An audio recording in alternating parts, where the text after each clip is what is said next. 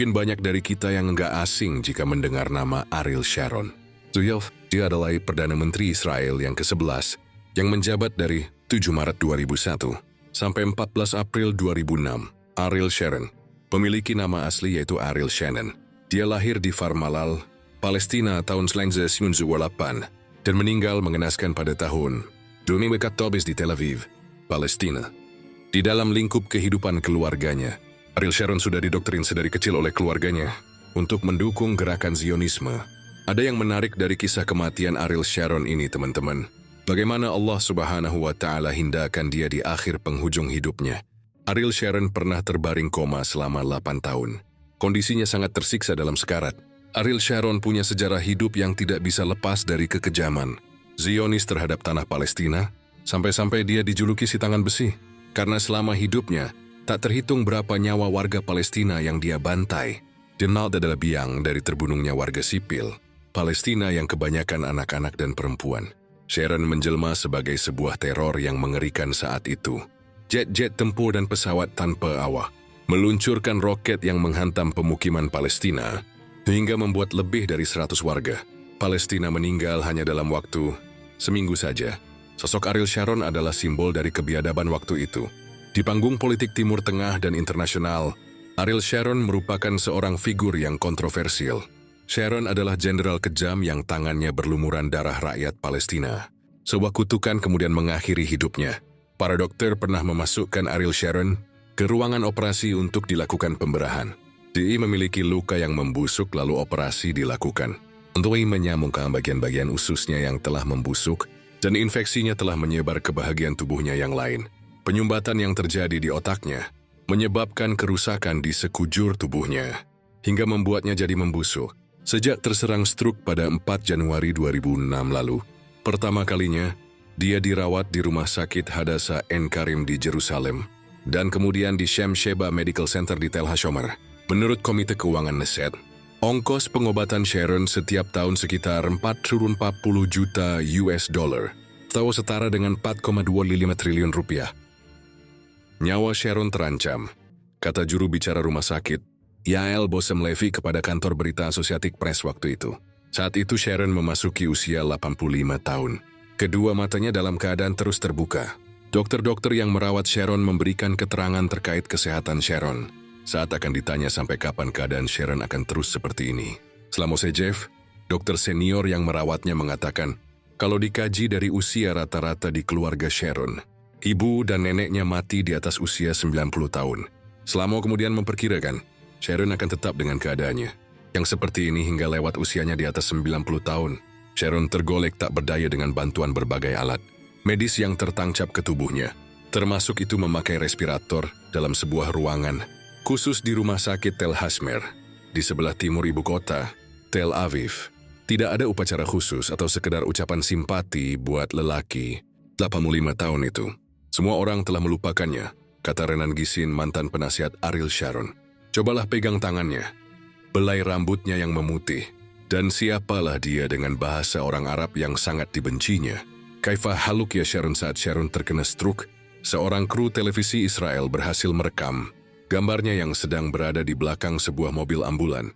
Dia terbaring setengah duduk dalam keadaan sadar. Itulah gambar terakhir dari Sharon yang dimiliki media. Sebab saat itu, keluarga Sharon sengaja menutup rapat-rapat segala informasi tentang kondisi salah satu tokoh kontroversial dalam sejarah Zionis Israel itu. Semenjak Sharon palsu didatangi banyak pengunjung di Kishon Gallery, Sharon asli terbujur kaku tidak sadarkan diri beberapa kilometer. Jauhnya di Shem Sheba Medical Center, Tel HaShomer, Sharon yang akrab dipanggil Arik, terkena stroke berat sehingga otaknya dibanjiri darah. Beberapa media internasional mengabarkan bahwa dia sudah mati. Ya, Sharon sudah mati.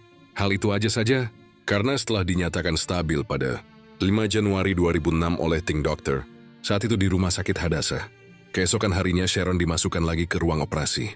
Pada hari ke-6, dokter berupaya membangunkannya dari keadaan tidak sadar dengan cara mengurangi dosis obat anestesi. Ia pun kemudian bisa bernapas sendiri dengan bantuan respirator dan sedikit memberikan respon terhadap stimulus rasa sakit di lengan dan kakinya. Tapi Sharon yang sudah berpindah rumah sakit tidak juga bangun. Meskipun keluarga sudah memperdengarkan alunan, dan musik klasik karya komposer Mozart. Kesukaannya, seperti yang disarankan oleh dokter, hari berganti pekan, pekan berganti bulan. Sharon tidak lagi dikabarkan menderita pendarahan pada otaknya. Menti dikoi, berbagai infeksi menyerang organ-organ tubuhnya yang lain secara bergantian. Dari otak, infeksi pindah ke paru-paru, ke ginjal, ke dalam darah, begitu seterusnya. Jantungnya yang diketahui bocor sejak sebelum coma ikut memperburuk keadaannya. Tim dokter yang merawatnya hanya menyampaikan 2 kabar tentang Sharon, yaitu kondisinya memburuk karena ada gangguan pada organnya, ataupun stabil tetapi tetap dalam keadaan coma. Sebelum Ariel Sharon jatuh koma, diisukan kabar dari asisten pribadinya bahwa tidur malamnya sering diganggu oleh satu mimpi yang sama dan terus berulang. Dalam mimpi itu Sharon ditangkap oleh penduduk Gaza yang begitu marah dan dendam kepada Sharon karena tindakannya yang angkuh menyerang tanah Palestina. Di dalam mimpi itu Sharon telah disiksa, dirantai tangan dan kakinya. Kemudian diarak sekeliling bandar Gaza dan dimasukkan ke dalam api. Mimpi itu mengganggu Sharon setiap malam hingga dia jatuh coma. Tiada yang tahu akan derita Sharon menanggung mimpi-mimpi itu, kecuali asisten pribadi Sharon. Asisten tersebut mengungkapkan mimpi-mimpi Sharon itu kepada khalayak di Israel pada tahun 2008. Khalayak di Israel telah menyiarkan berita tersebut. Kemudian, dikutip oleh media-media Asia Barat seterusnya tersebar. Demikianlah kita saksikan keadaan musuh Allah Subhanahu wa Ta'ala. Sharon merupakan musuh Islam yang sangat kejam dan gemar menumpahkan darah. Penyumbatan yang terjadi di otaknya menyebabkan kerusakan di sekujur tubuh hingga membusuk. Namun ia masih hidup.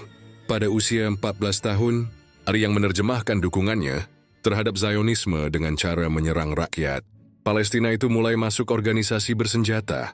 Julius sibuk dengan kelompok mafia Haganah. Dan beberapa tahun kemudian, masuk satuan infanter Israel bergaduh Alexandroni. Sebagai militer yang gemar melakukan serangan brutal, Ariel yang kemudian menjabat komandan, terus melancarkan teror terhadap rakyat Palestina. Dalam berbagai pertempuran yang dialami, Ariel sempat terluka dan hampir saja tewas. Karir militernya terus menanjak. Pada tahun 1999, dia dipercaya memimpin unit intai tempur Brigade Golani.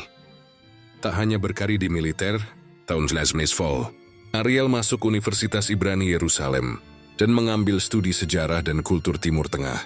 Karena konflik Israel-Palestina makin memanas setahun kemudian, Ariel aktif kembali di militer Israel dengan pangkat mayor dan memimpin unit, khusus unit 101.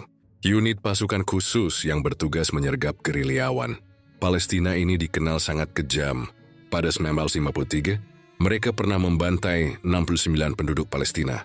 Akibat peristiwa pembantaian itu, Ariel mendapat julukan baru, penjagal dari Beirut.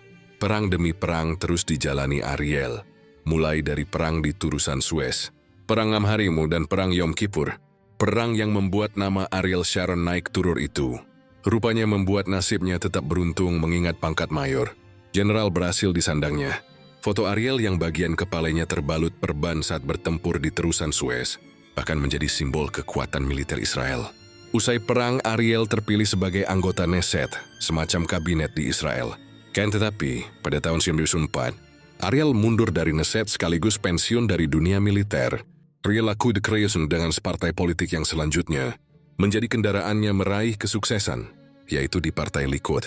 Selain aktif di partai, Ariel juga dipercaya sebagai penasihat keamanan Perdana Menteri Israel saat itu, Yitzhak Rabin, tahun 2007. Ariel kembali ke Knesset dan menerima jabatan Menteri Pertanian. Tahun 1991 sampai 1993, Ariel menjabat Menteri Pertahanan. Pada periode itu, perang antara Israel dan Libanon kembali berkobar serta diwarnai peristiwa kelam. Pembantaian 3.000 pengungsi Palestina di Kem Sabra dan Shatila oleh milisi Palagis. Tentara Israel yang menyerbu Lebanon atas perintah Ariel dianggap gagal menyelamatkan, melakukan pengungsi dan dituduh melakukan pembiaran terhadap pembantaian itu. Nama Ariel Sharon kemudian tercoreng dan pria yang telah dicap sebagai penjagal dari Beirut ini memilih mengundurkan diri. Tahun 1994, Ariel membuat manuver politik lagi dan bergabung di Knesset. Sejumlah jabatan yang tak berkaitan dengan pertumpahan darah dipegang oleh Ariel, antara lain Menteri Perindustrian dan Perdagangan, Menteri Perumahan dan Konstruksi, Menteri Infrastruktur, serta pada tahun 98 menjabat sebagai Menteri Luar Negeri. Tahun 99 ketika secara kebetulan Benyamin Netanyahu mundur sebagai ketua Partai Likud, Ariel pun maju menghentikannya. Posisi itu membuat Ariel secara mulus menduduki kursi Perdana Menteri Israel pada Februari 2001.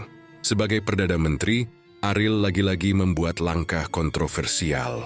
Dia membentuk Koalisi Persatuan Nasional dan mendorong perdamaian Israel-Palestina, suatu langkah politik yang dahulu sangat diharamkannya. Ariel bahkan memerintahkan penarikan mundur pasukan Israel dari jalur Gaza. Langkah ini ternyata membuat Partai Likud terpecah. Di jalur Gaza sendiri, faktor keamanan mulai dipegang pejuang yang kemudian memperdaya Israel, yaitu Hizbullah. Perpecahan Partai Likud membuat Ariel Sharon berang. Tak lama kemudian, pada November 2005, dia membentuk partai baru bernama Kadima. Lalu langkah politik dan karir Sharon sebagai Perdana Menteri terhenti ketika pada bulan Desember stroke menyerangnya. Setelah lebih dari 100 hari terkapar tak sadarkan diri, posisi Ariel lalu digantikan wakil Perdana Menteri Ehud Olmert.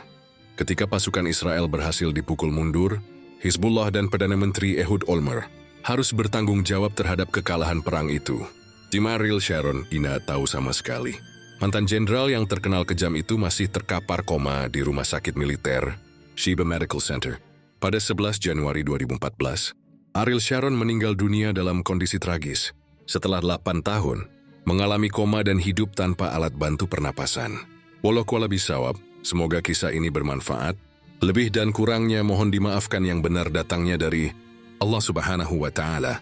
Khilaf atau keliru itu datangnya dari saya pribadi sebagai manusia biasa. Sampai ketemu di kisah-kisah seru yang penuh makna selanjutnya. Saya akhiri. Wassalamualaikum warahmatullahi wabarakatuh.